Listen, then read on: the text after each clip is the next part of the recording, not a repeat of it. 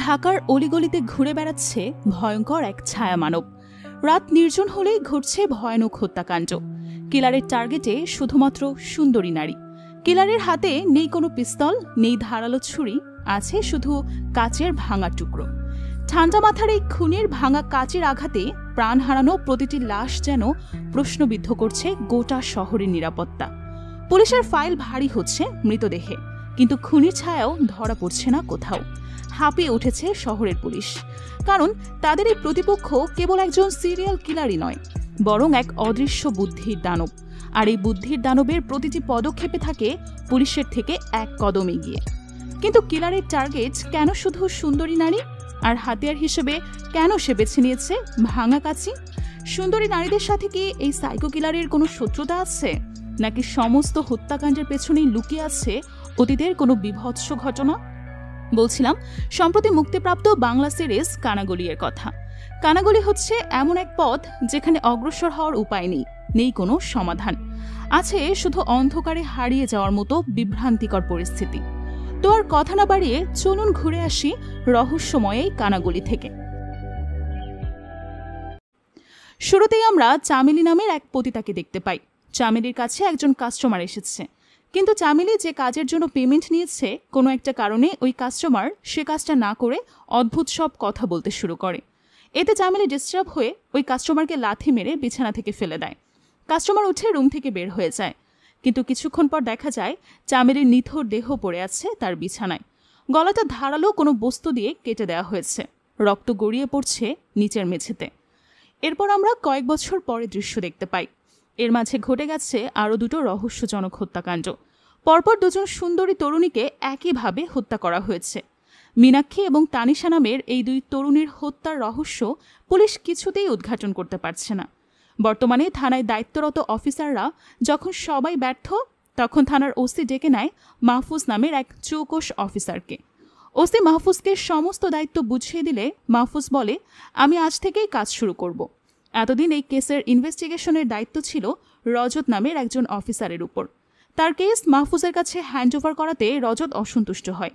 এ ব্যাপারে সে ওসির সাথে কথা বলতে গেলে ওসি মুখের উপর বলে দেয়, মাহফুজের যোগ্যতা তোমার থেকে অনেক বেশি, এ কারণেই ওকে ডেকে আনা হয়েছে।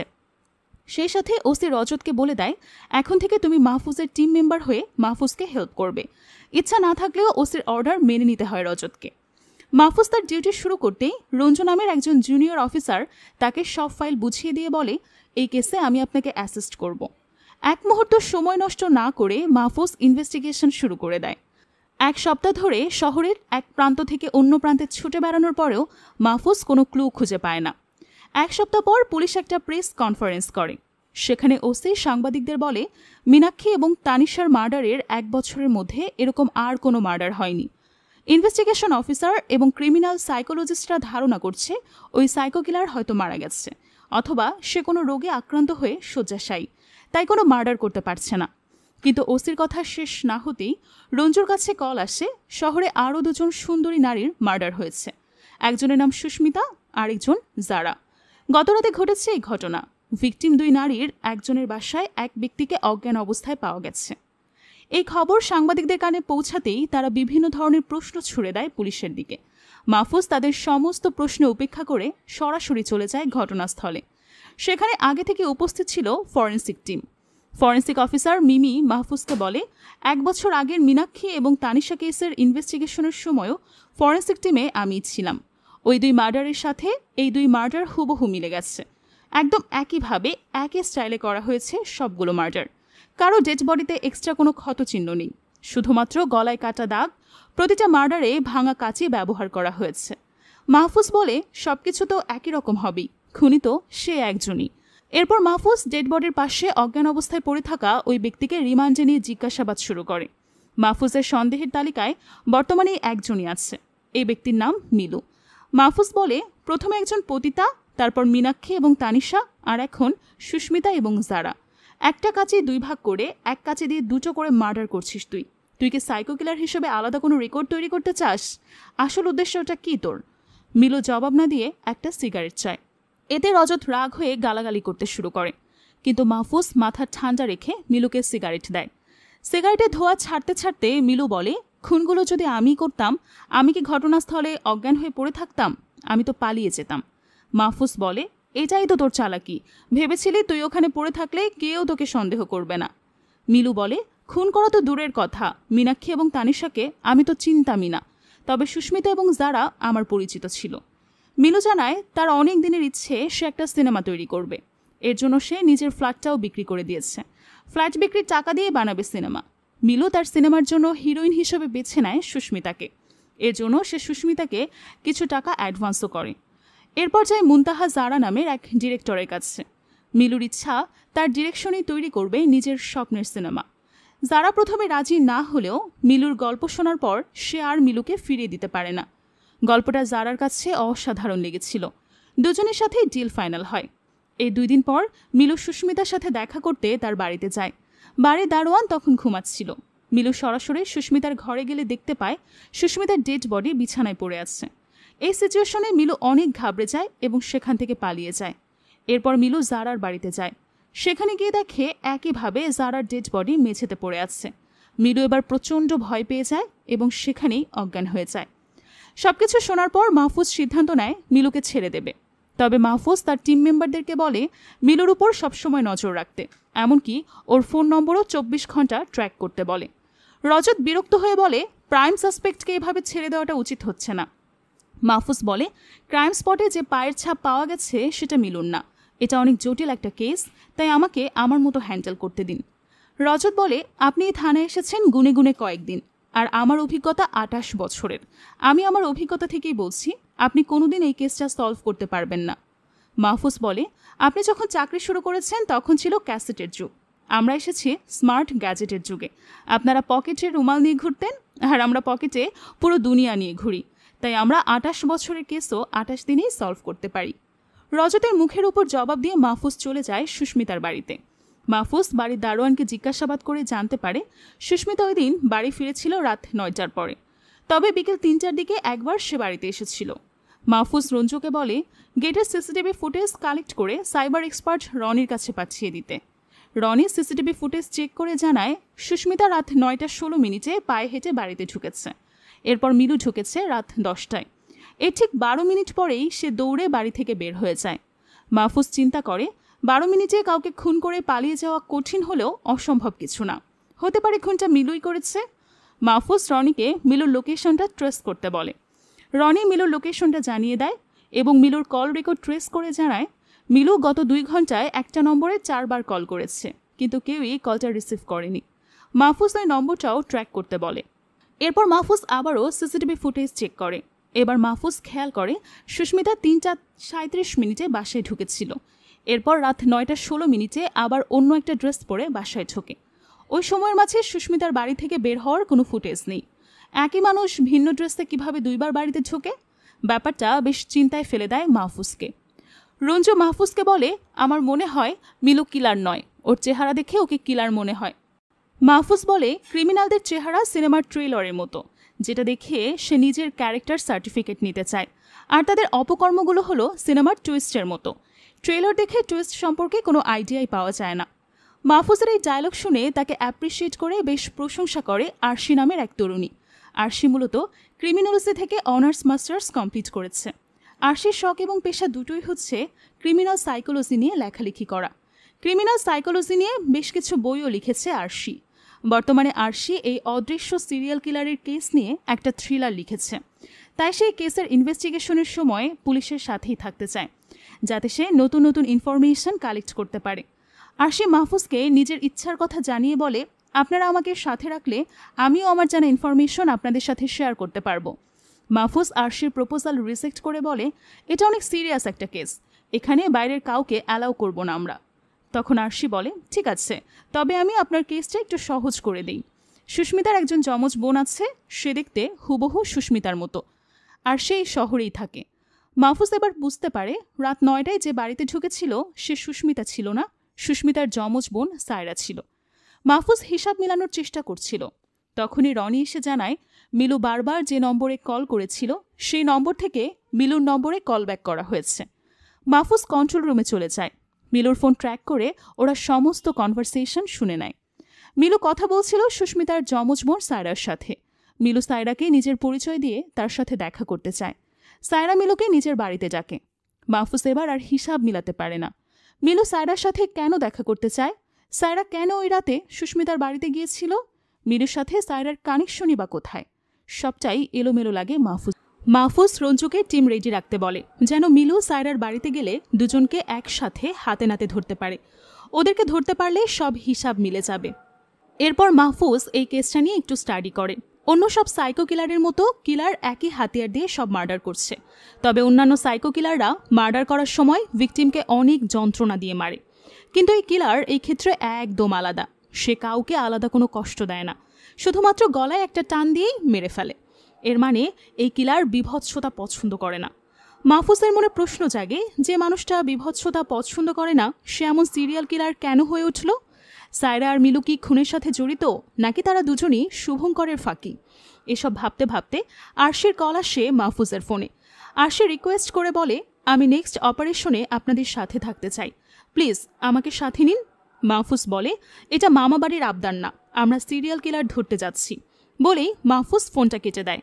পরদিন সন্ধ্যায় মিলুর ফোন ট্রেস করে মাহফুজ তার টিম নিয়ে সায়রার বাড়ির সামনে চলে যায়। মাহফুজ রঞ্জু এবং রজতকে বাড়ির বাইরে দাঁড়িয়ে থাকতে বলে এবং বলে, 5 মিনিটের মধ্যে আমি কোনো সিগন্যাল না দিলে তোমরা ভেতরে চলে আসবে। কিন্তু 5 মিনিট হতে না হতেই রজত বাড়ির ভেতরে চলে যায়। সায়রার বেডরুমে ঢুকতেই রজত দেখতে পায় সায়রার রক্তাক্ত ডেড বডি বিছানায় পড়ে আছে, আর রক্তমাখা ভাঙা কাঁচি হাতে নিয়ে দাঁড়িয়ে আছে মাহফুজ। এই দৃশ্য দেখেই রজত মাহফুজের দিকে গান পয়েন্ট করে, কিন্তু মাহফুজ চালাকি করে সেখান থেকে পালিয়ে যায়। ততক্ষণে রঞ্জুও ভেতরে চলে আসে। রজত রঞ্জুকে বলে, খুনি তো পালিয়ে গেছে। রঞ্জু জিজ্ঞেস করে, মাহফুজ স্যার কোথায়? রজত বলে, তোমার মাহফুজ স্যারই খুনি। আমি আগেই সন্দেহ করেছিলাম ওর মধ্যে কোনো ঝামেলা আছে। কিন্তু রঞ্জু বিশ্বাসই করতে পারে না যে মাহফুজ একজন সিরিয়াল কিলার। ডিউটি শেষে রঞ্জু বাড়িতে ফিরে গেলে দেখতে পায় মাহফুজ তার বাড়িতে বসে আছে। রঞ্জু কিছু বুঝে ওঠার আগেই মাহফুজ তার পিস্তলটা কেড়ে নেয়। এরপর রঞ্জুকে বলে, তোমরা যেটা দেখেছো সেটাই বিশ্বাস করেছো, কিন্তু আমি যেটা দেখেছি তোমরা সেটা দেখোনি। এরপর মাহফুজ রঞ্জুকে আসল ঘটনা জানায়। ঘটনার সময় মাহফুজ সায়রার বেডরুমে ঢুকেই দেখতে পায় সায়রার ডেড বডি বিছানায় পড়ে আছে, আর মিলু বিছানার পাশে বসে আছে। মাহফুজ বুঝতে পারে মিলুই আসলে কিলার। সে মিলুকে অ্যারেস্ট করতে যাবে, তার আগেই মিলু মাহফুজের চোখে পাউডার ছুঁড়ে পালিয়ে যায়। নিজেকে সামলে নিয়ে মাহফুজ সায়রার কাছে যায় এবং রক্তমাখা ভাঙা কাঁচিটা হাতে তুলে নেয়। তখনই রুমে এন্ট্রি নেয় রজত এবং সে মাহফুজকে সিরিয়াল কিলার ভেবে বসে। রঞ্জু মাহফুজের সব কথাই বিশ্বাস করে। এরপর মাহফুজ ওসিকে ফোন করে সমস্ত ঘটনা জানাতে চায়, কিন্তু রঞ্জু বলে, এখন আপনার নিজেকে নির্দোষ প্রমাণ করার মতো কোনো এভিডেন্স নেই। ওসি স্যার আপনার কথা বিশ্বাস করবে না, তাই আপনি বরং কিছুদিন আমার বাসায় থেকে যান। এখানে আপনাকে কেউ খুঁজতে আসবে না। আমার বাসা থেকে আপনি মিলুকে খুঁজে বের করুন। মিলুকে খুঁজে না পেলে আপনি কঠিন বিপদে পড়ে যাবেন। পরের দিন সকাল হতেই মাহফুজ মিলুকে খুঁজতে বের হয়। খুঁজতে খুঁজতে সে মিলুর বাসার সামনে চলে যায়, তবে মিলুর বাসা কোনটা বুঝতে পারছিল না মাহফুজ। ওই সময় একজন চানাচুর বিক্রেতা নিজ থেকে মাহফুজের সাথে কথা বলে। মাহফুজ জিজ্ঞেস করে, তুমি কিভাবে চেনো আমাকে? চানাচুর বিক্রেতা বলে, আমি আপনার থানার সামনেও চানাচুর বিক্রি করতে চাই। এরপর মিলুর ব্যাপারে জিজ্ঞেস করলে চানাচুর বিক্রেতা বলে, একটু আগেও আমার কাছে চানাচুর কিনেছে, বাড়ির ভেতরেই আছে সে। মাহফুজ দ্রুত বাড়ির ভেতরে গিয়ে মিলুকে ধরে ফেলে এবং মিলুকে তুলে নিয়ে যায় রঞ্জুর বাড়িতে। মিলুকে বেঁধে রেখে জিজ্ঞাসাবাদ করলে মিলু বলে, আমি খুন করিনি। আমি যখন সায়রা রুমে গিয়েছি তখন সায়রা অলরেডি মৃত ছিল। মাহফুজ মিলুর কথাই বিশ্বাস করে না। মিলু বলে, যে সিনেমা বানানোর জন্য আমি নিজের ফ্ল্যাট বিক্রি করেছি সেই সিনেমার হিরোইন আর ডিরেক্টরকে কেন আমি মেরে ফেলব? তখন মাহফুজ মিলুকে তার স্ক্রিপ্ট দেখায়। এটা সে জারার বাড়িতে পেয়েছিল। মাহফুজ বলে, তোমার গল্পে একজন অদৃশ্য সিরিয়াল কিলার সুন্দরী মেয়েদের খুন করছে, বাস্তবেও একই ঘটনা ঘটছে। তখন মিলু বলে, এই গল্পটা আসলে আমি লিখিনি, এটা আমি চুরি করেছি। আমার বন্ধু বান্টির গল্প এটা। আমি বান্টির কাছে এই গল্পটা অনেকবার চেয়েছি, বান্টি আমাকে দেয়নি। আমি 8 বছর ধরে থিয়েটার করছি, কখনো কোনো সিনেমা করতে পারিনি, তাই আমার স্ত্রীও আমাকে ছেড়ে চলে গেছে। আমি নিজেকে প্রমাণ করার জন্য এই সিনেমাটা বানাতে চেয়েছিলাম, কিন্তু সিনেমা বানাতে গিয়ে যে ফেসে যাব কখনোই ভাবিনি। মাহফুজ এবং রঞ্জু এবার বান্টিকে খুঁজতে শুরু করে। অনেক খোঁজাখুঁজির পর শেষ পর্যন্ত নদীর ঘাটে খুঁজে পায় বান্টিকে, কিন্তু মাহফুজকে দেখা মাত্র বান্টি পালাতে শুরু করে। ওই মুহূর্তে আরশি চলে আসে। সে একটা লাঠি দিয়ে বান্টির পিঠে আঘাত করলে সে পড়ে যায়। এতে মাহফুজ তাকে সহজে ধরতে পারে। মাহফুজ বান্টিকে নিয়ে যায় রঞ্জুর বাড়িতে। সেখানে মিলুর মতো বান্টিকেও বেঁধে রাখে। বান্টি জানায় এই গল্পের উপর সিনেমা বানানোর জন্য সে অনেক ডিরেক্টর প্রডিউসারের পেছনে ঘুরেছে, কিন্তু কেউই তার গল্পটাকে পাত্তা দেয়নি। বান্টি বলে, আমার গল্প চুরি হয়েছে জানতাম, কিন্তু চোরটা যে মিলু এটা জানতাম না। তবে মিলুর কোনো দোষ নেই, খেলাটা অন্য কেউ খেলছে। যে গল্পটা এত বছর কেউ পাত্তা দিল না, এখন সেই গল্প ফলো করে কোনো এক সাইকো ইচ্ছে মতো মার্ডার করে যাচ্ছে। কত অদ্ভুত, তাই না? মাহফুজ বলে, তোমার কি মনে হয় এই গল্পের লেখক তুমি সেটা জানার পরেও পুলিশ তোমাকে ছেড়ে দেবে? মাহফুজের কথা শেষ না হতেই রজত ফোর্স নিয়ে পৌঁছে যায় রঞ্জুর বাড়িতে। রজত এসেছে মাহফুজকে অ্যারেস্ট করতে। সে এখনও মাহফুজকেই কিলার ভাবছে।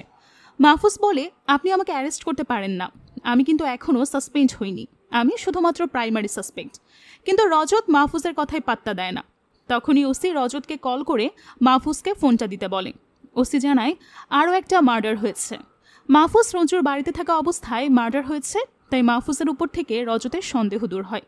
আর মিলু এবং বান্টিও মাহফুজের সাথেই ছিল, তাই মাহফুজও বুঝতে পারে আসল কিলার অন্য কেউ। মাহফুজ দ্রুত টিম নিয়ে ঘটনাস্থলে চলে যায়। এই মেয়েটাকেও একইভাবে খুন করা হয়েছে। ওসি মাহফুজকে বলে, তোমার যা করা দরকার করো, যেভাবেই হোক এই কেসটা সলভ করো।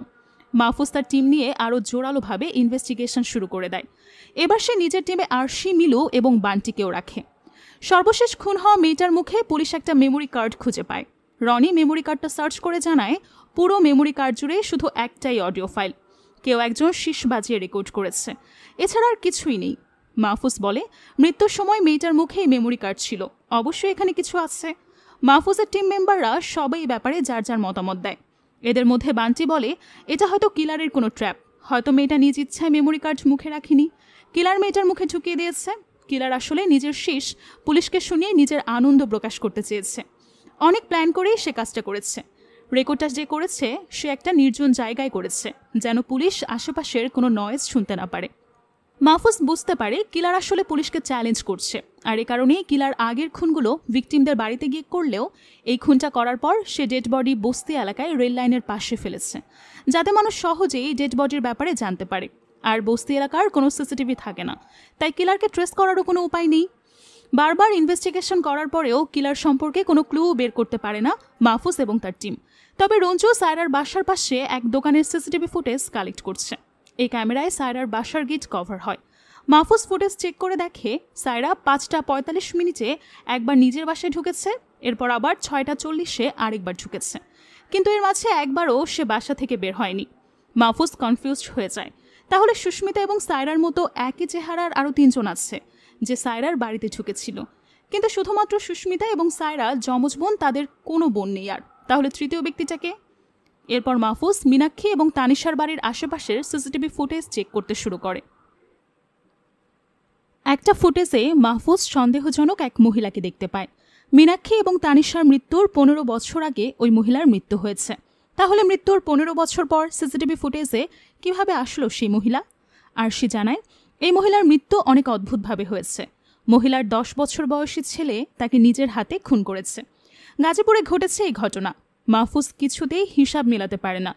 তখন আরশি বলে, আমার মনে হয় কিলার প্রস্থেটিক মেকআপের সাহায্য নিয়ে এসব করছে। আজকাল সিনেমায় ডাবল রোল করার জন্য উন্নত মানের সিলিকনের তৈরি মাস্ক ব্যবহার করা হয়, যেগুলো দেখতে হুবহু মানুষের চেহারার মতোই। কিলার হয়তো এরকমই মাস্ক ইউজ করে পুলিশকে বিভ্রান্ত করছে। মাহফুজ বলে, তাই বলে ভিকটিমের চেহারা নিয়েই কেন খুন করছে? আরশি বলে, ভিকটিমের চেহারা নিচ্ছে বলেই সিসিটিভি ফুটেজে সন্দেহজনক কিছু খুঁজে পাওয়া যাচ্ছে না। মাহফুজ আরশির বুদ্ধির প্রশংসা করে এবং আরশিকে বলে এফডিসিতে গিয়ে খোঁজ নিয়ে দেখতে কারা প্রস্থেটিক মেকআপের কাজ করে। এরপর রঞ্জুকে বলে গাজীপুরে গিয়ে ওই মহিলা এবং তার ছেলের ব্যাপারে সমস্ত ইনফরমেশন কালেক্ট করতে। সবাই যার যার কাজে লেগে পড়ে। মাহফুজ চলে যায় একটা সার্ভিসিং সেন্টারে। ভিকটিমের মুখে পাওয়া মেমোরি কার্ডটা সার্ভিস সেন্টারে দিয়ে বলে এই মেমোরি কার্ড থেকে ডিলিট হওয়া সমস্ত ডেটা ফিরিয়ে নিয়ে আসতে। কিন্তু মেমোরি কার্ড রিকভার করে শুধুমাত্র একটা ছেলের ছবি পাওয়া যায়। মাহফুজ সেটা নিয়েই ফিরে আসে। রাতের বেলা সবাই আবার কেস নিয়ে ডিসকাশন করে।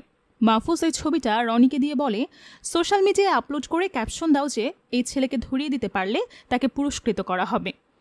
আর সে জানায় সে সারাদিন বিভিন্ন মেকআপ আর্টিস্ট এবং পরিচালকের সাথে কথা বলে জানতে পেরেছে বাংলাদেশে প্রস্থেটিক মেকআপ নিয়ে কেউ তেমন কাজ করে না, কারো প্রয়োজন পড়লে দেশের বাইরে থেকেই ম্যানেজ করে।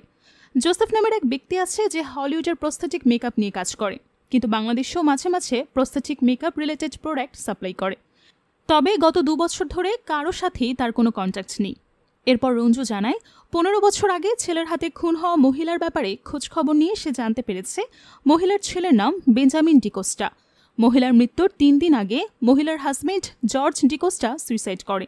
তবে সেটা সুইসাইড ছিল নাকি মার্ডার এটা নিয়ে এলাকাবাসীর মাঝে সন্দেহ আছে।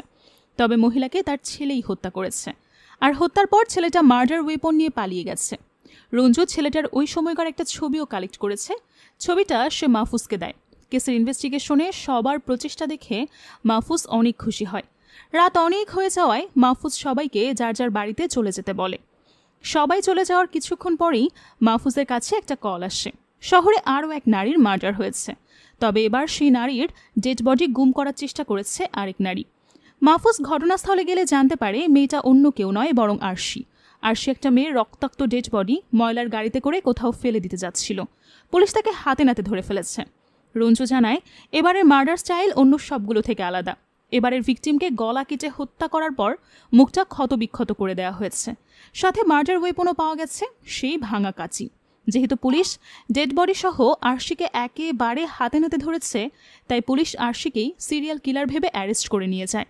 কিন্তু মাহফুজ কিছুতেই বিশ্বাস করতে পারছিল না আরশি একজন সাইকো কিলার। পুলিশ আরশিকে ধরে নিয়ে যাওয়ার পর মুহূর্তেই মাহফুজের ফোনে একটা কল আসছে। কলটা করেছে কিলার। সে মেমোরি কার্ডের সেই শীষ বাজিয়ে শোনায় মাহফুজকে। এতে করে মাহফুজ নিশ্চিত হয়ে যায় কিলার আরশি নয়, অন্য কেউ। আরশি হয়তো কোনোভাবে ডেড বডির সাথে ফেসে গেছে। তাই মাহফুজ সিনিয়র অফিসারকে ফোন করে বিষয়টা জানায়। এরই মাঝে রজত এসে তাকে বলে, স্যার, আরশি তো কোনোভাবেই মুখ খুলছে না।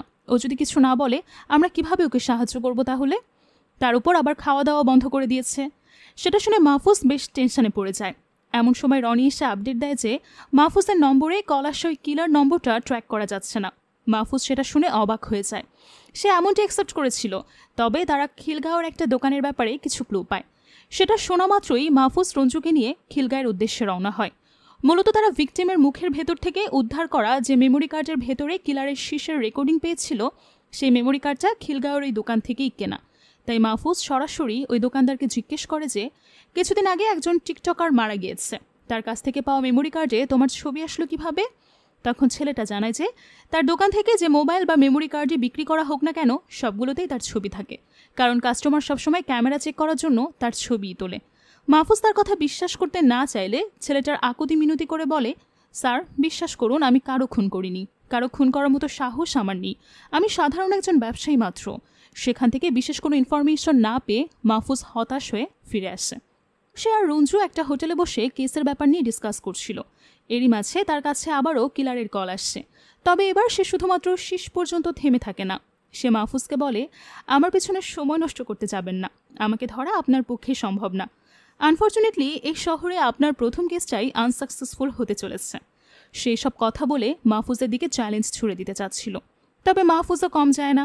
সে কলে লোকেশন চেক করার চেষ্টা করলে কিলার বলে ওঠে, চেষ্টা করে লাভ নেই, লোকেশন বের করতে পারবেন না। তখন মাহফুজ কথায় কথায় কিলারকে উস্কানি দিতে থাকে যাতে তার কাছ থেকে কোনো ইনফরমেশন বের করা যায়। কণ্ঠটা পুরুষের ছিল।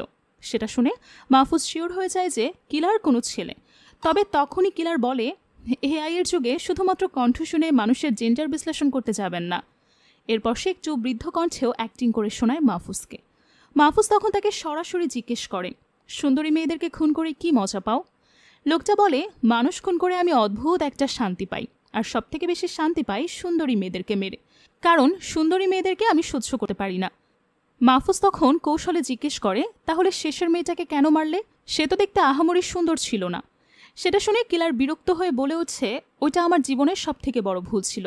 আমি তো আরশিকে মারতে গিয়েছিলাম, কিন্তু সে তো নিজের বাড়িতে অন্য কাউকে রেখে আপনার সাথে প্রেম করায় ব্যস্ত ছিল। এই কথা শুনে মাহফুজ প্রচণ্ড ক্ষেপে গিয়ে কিলারকে বলে, তুই যত বড়ই মাস্টার মাইন্ড হোস না কেন, আমি তোকে ঠিক খুঁজে বের করব আর তোকে উচিত শিক্ষা দেব। কিন্তু কিলার তার কথা তাচ্ছিল্য করে ফোনটা রেখে দেয়। মাহফুজ বুদ্ধি খাটিয়ে কিলারের সব কথাগুলো রেকর্ড করে নিয়েছিল, আর সেটার মাধ্যমে সে প্রমাণ করে দেয় যে আরশি খুনের সাথে জড়িত না।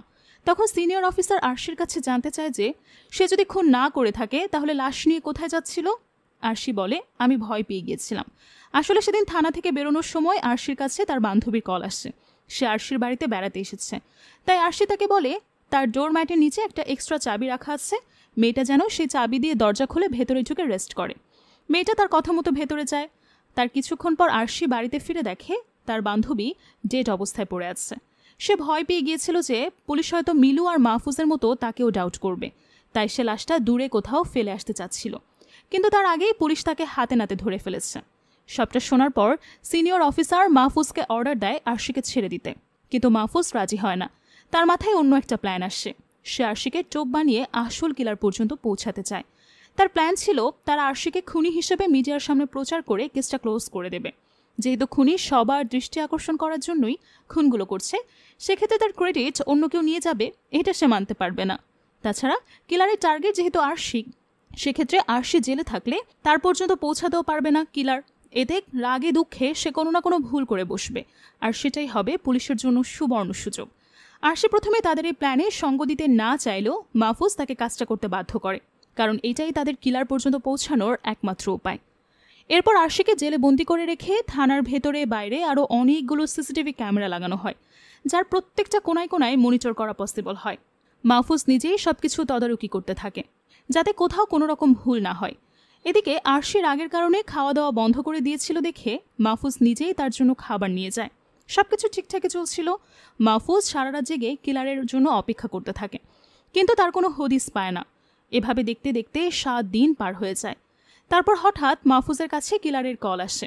সে মাহফুজকে বলে, আমি এত কষ্ট করে প্ল্যানিং করে খুন করছি, আর আপনারা আসল খুনিকে ধরতে না পেরে অন্য কাউকে আমার ক্রেডিট দিয়ে কেসটা ক্লোজ করার ধান্দা করছেন, এটা আমি হতে দেব না। মাহফুজ তখন জানতে চায়, তুমি কি চাও? কিলার বলে, আপনার তো আমার সাথে দেখা করার অনেক ইচ্ছা, তাই আমি আপনার সাথে একটা ডিল করতে চাই। আপনি আমার হাতে আরশিকে তুলে দেবেন, আর তার পরিবর্তে আমি আপনার সামনে আসব। তবে আরশিকে হ্যান্ড ওভার করতে আপনার একা আসতে হবে, সিনেমার মতো সঙ্গে করে পুরো টিম আনবেন না। মাহফুজ তখন তার কথায় রাজি হয়ে যায়। কিন্তু সে যখন আরশিকে নেওয়ার জন্য থানায় যায়, তখন জানতে পারে তাকে ওই দিন সকালেই ছেড়ে দেওয়া হয়েছে। আরশির ভাই এসে তাকে মিথ্যে কেসে ফাঁসানোর জন্য থানায় হাঙ্গামা করে পুলিশকে হুমকি ধামকি দিয়ে তাকে নিয়ে চলে গেছে। মাহফুজ সেটা শুনে ভীষণ রেগে যায়, সেই সাথে খুব হতাশও হয়, কারণ তার হাত থেকে অনেক বড় একটা সুযোগ হাতছাড়া হয়ে গেল। তবে তখনই তার মাথায় অন্য একটা বুদ্ধি আসে। সে নিজের শরীরে ট্র্যাকার লাগিয়ে কিলারের সাথে দেখা করার জন্য রওনা হয়। তবে আরশি যে তার সাথে নেই এটা কিলারকে জানায় না। সে তার টিমকেও অ্যালার্ট করে রেখেছিল, তবে তারা মাহফুজকে দূর থেকে ফলো করছিল। তো মাহফুজ কিলারের বলা লোকেশনে গিয়ে অপেক্ষা করতে থাকে। কিছুক্ষণ পর সেখানে কাউকে আসতে দেখা যায়। দেখে মনে হচ্ছিল সে একটা মেয়ে। মাহফুজ একটু লক্ষ্য করলে দেখতে পায় মেয়েটার কেউ না, বরং আরশি। মাহফুজ তাকে দেখে অবাক হয়ে জিজ্ঞেস করে, তুমি যদি এখানে আসবি তাহলে ভাইয়ের সাথে চলে যাওয়ার নাটক করলে কেন? আর তোমার মোবাইল কোথায়? ফোন ধরছো না কেন? তখন আরশি ভয়ে ভয়ে বলে, তোমার পেছনের দিকে কেউ একজন আসছে।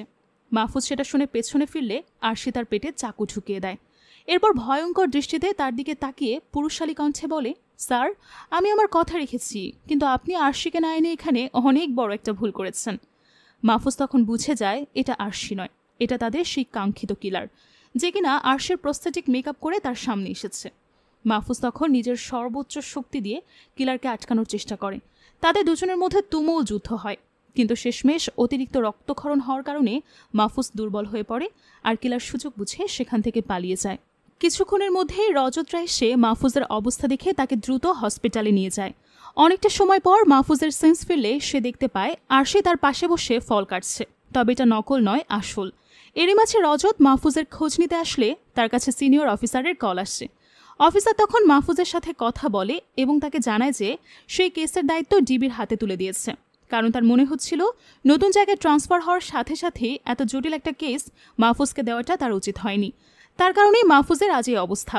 বেচারা মাহফুজ তখন আর কিছুই বলতে পারে না। সে সিনিয়রের সাথে চুপচাপ শুনে যায় তার কথা। তবে কেসটা ছেড়ে দিলেও কেসের চিন্তাগুলো তার মাথা থেকে বের হয় না। তখনই হঠাৎ তার মনে পড়ে যায় সে কিলারের বলা ওই লোকেশনে একটা সিক্রেট ক্যামেরা লুকিয়ে রেখেছিল। কথাটা মনে পড়তেই পরদিন সে লোকেশনে গিয়ে ক্যামেরাটা খুঁজে নিয়ে আসে। তারপর সেটার ফুটেজ চেক করতে বসিয়ে দেয় একজন আইটি এক্সপার্টকে। এমন সময় মাহফুজের কাছে সেই প্রস্থেটিক মেকআপ আর্টিস্ট জোসেফের কল আসছে। মাহফুজ তাকে একটা মেইল করে কেসের ব্যাপারে জানিয়েছিল। সেই মেইলটা পেয়েই সে মাহফুজের সাথে যোগাযোগ করে। সে মাহফুজকে জানায় যে কয়েক বছর আগে সে একটা মেয়ের চিকিৎসার জন্য বাংলাদেশে এসেছিল। মেয়েটার বোন ম্যারো ট্রান্সপ্লান্টের অপারেশন হয়েছিল, আর তাকে বোন ম্যারো দিয়েছিল বেঞ্জামিন নামের একটা অনাথ ছেলে।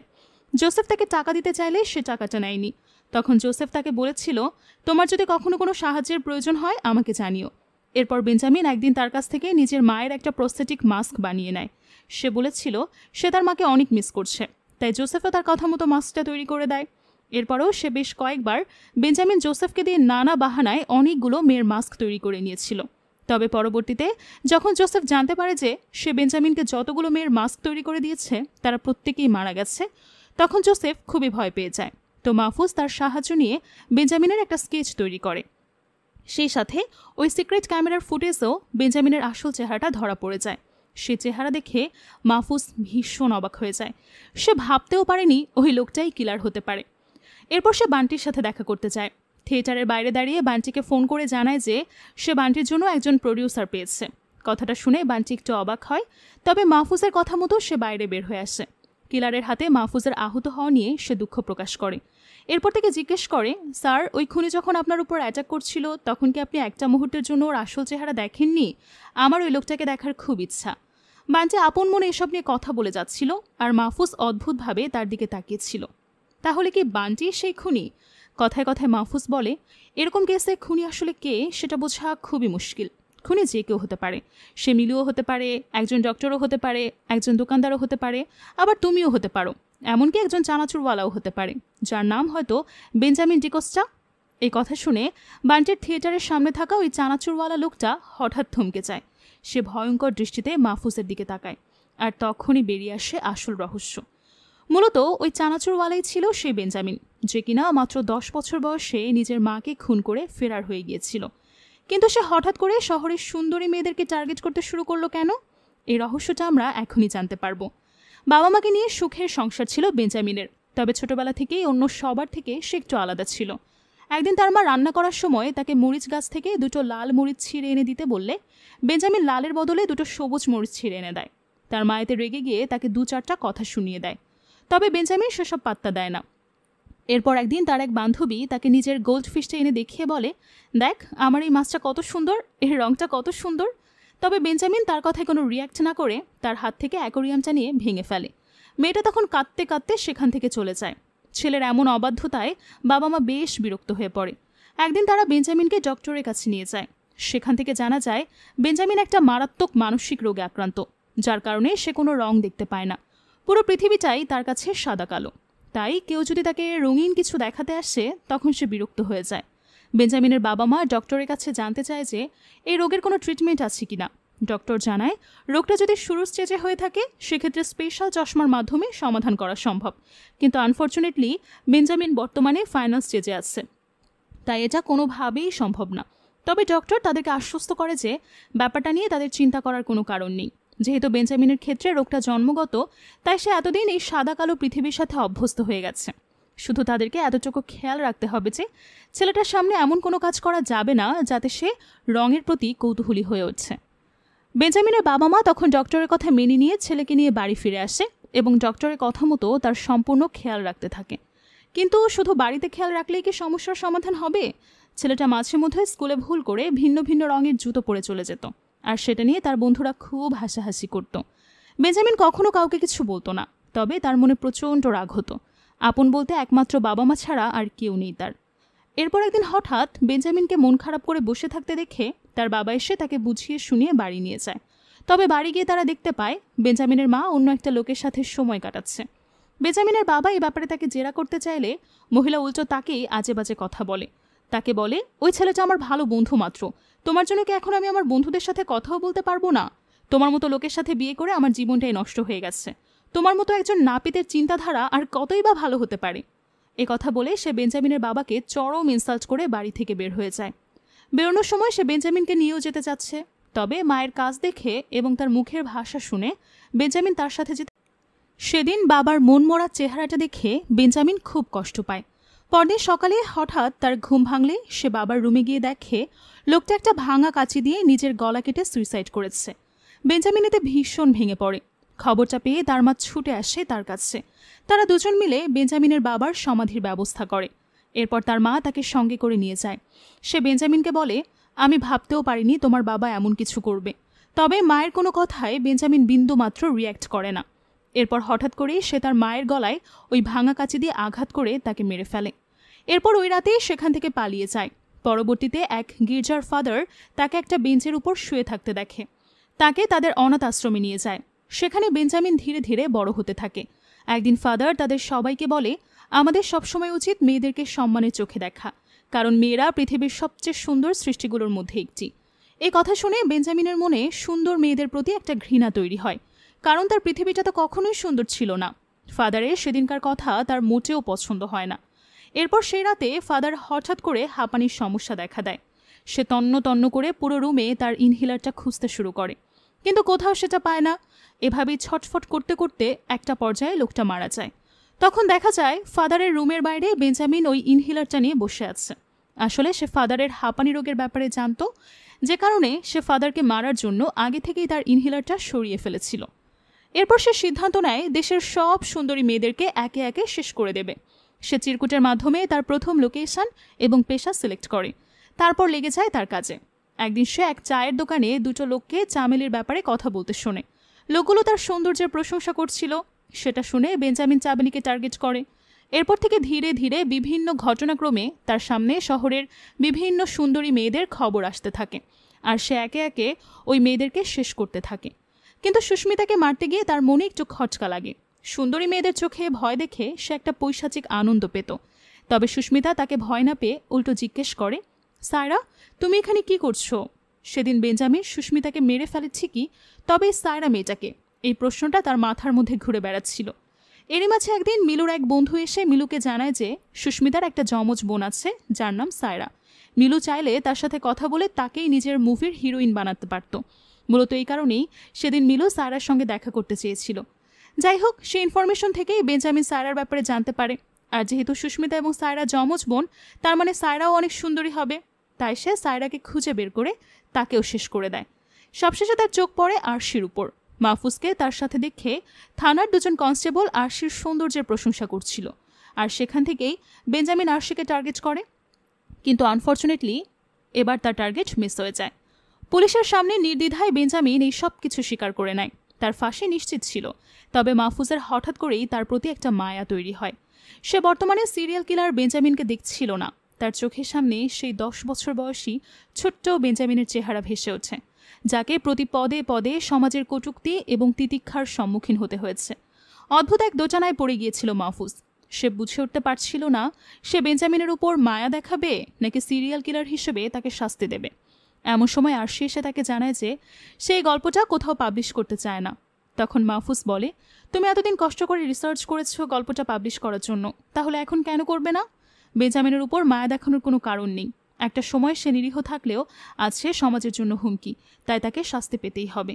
এসব কথা বলতে বলতেই তার কাছে হঠাৎ অফিস থেকে একটা মেসেজ আসে। সে আরশিকে নিয়ে দৌড়ে চলে যায় থানায়।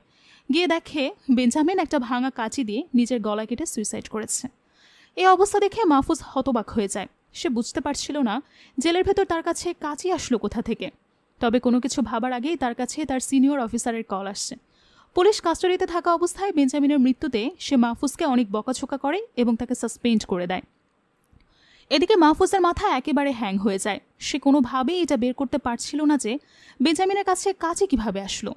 এরই মাঝে রজত এসে তাকে 1 কাপ চা দিয়ে বলে, বেঞ্জামিনের তো ফাঁসি হওয়ারই কথা ছিল, তাই সে সুইসাইড করে নিলেও কিছুই যায় আসছে না।